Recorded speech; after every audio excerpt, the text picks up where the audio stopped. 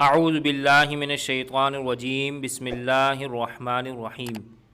دوستو، دین اسلام ایک ایسا مکمل دین ہے جس نے ہمیں پیدا ہونے سے لے کر موت تک کے تمام احکامات کا طریقہ انتہائی تفصیل کے ساتھ بتایا ہے۔ جہاں شریعت نے شادی کا حکم دیا ہے وہاں شادی کے احکامات بھی بتلائے ہیں۔ انہی احکامات میں سے ایک حکم بیوی کے ساتھ دخول کا بھی ہے۔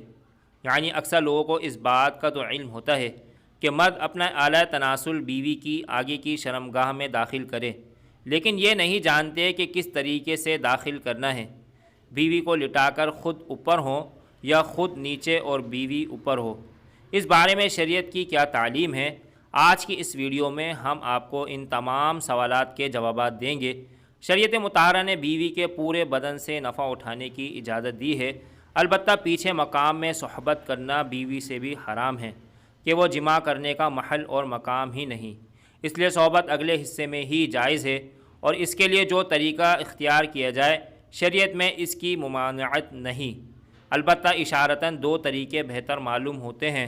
پہلا طریقہ جو ہر جاندار میں فطری طریقہ ہے کہ مرد اوپر رہے اور عورت نیچے ہو، اس میں جانبین سے لذت کا حصول زیادہ ہے، نیز یہ طریقہ استقرار حمل کے لیے بھی معین ہوگا۔ قرآن کریم میں اس کی طرف اشارہ موجود ہے، چنانچہ ارشاد ہے فَلَمَّا تَغَشَّاهَا حَمَلَتْ حَمْلًا خَفِيفًا، سورہ اعراف۔ جب مرد نے عورت کو ڈھانپ لیا تو اسے ہلکا سا حمل رہ گیا۔ یہ ایک ایسی جنسی پوزیشن ہے جس میں عورت بستر پر سیدھی دراز ہوتی ہے اور مرد اس کی اندہام نہانی میں اوپر سے داخل ہوتا ہے۔ اس پوزیشن میں مرد اور عورت ایک دوسرے کے چہرے کو براہ راست دیکھ سکتے ہیں اور حسب ضرورت بوس و کنار کر سکتے ہیں۔ دوران مباشرت عورت اپنی ٹانگیں بستر پر لمبی بھی رکھ سکتی ہے اور ہوا میں بھی اٹھا سکتی ہے۔ عورت کا ٹانگوں کو اوپر اٹھا کر رکھنا یا اوپر اٹھا کر مرد کے کندھوں پر ٹکا دینا اس پوزیشن کی سب سے معروف شکل ہے۔ جنسی مباشرت کی اس شکل کو دنیا میں سب سے زیادہ معروف سمجھا جاتا ہے اور حمل ٹھہرانے کے لیے انتہائی موزوں بھی۔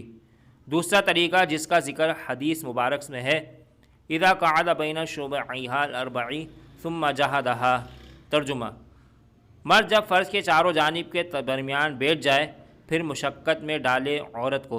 اس کی تفسیر میں راجح قول یہ ہے کہ عورت لیٹی ہو اور اس کی ٹانگیں اٹھا کر جماع کرے۔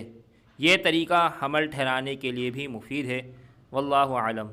اگر ویڈیو اچھی لگے تو اس کو ضرور لائک کریں، اور مزید اسلامی اور معلوماتی ویڈیوز حاصل کرنے کے لیے ہمارے چینل کو ضرور سبسکرائب کریں۔ شکریہ۔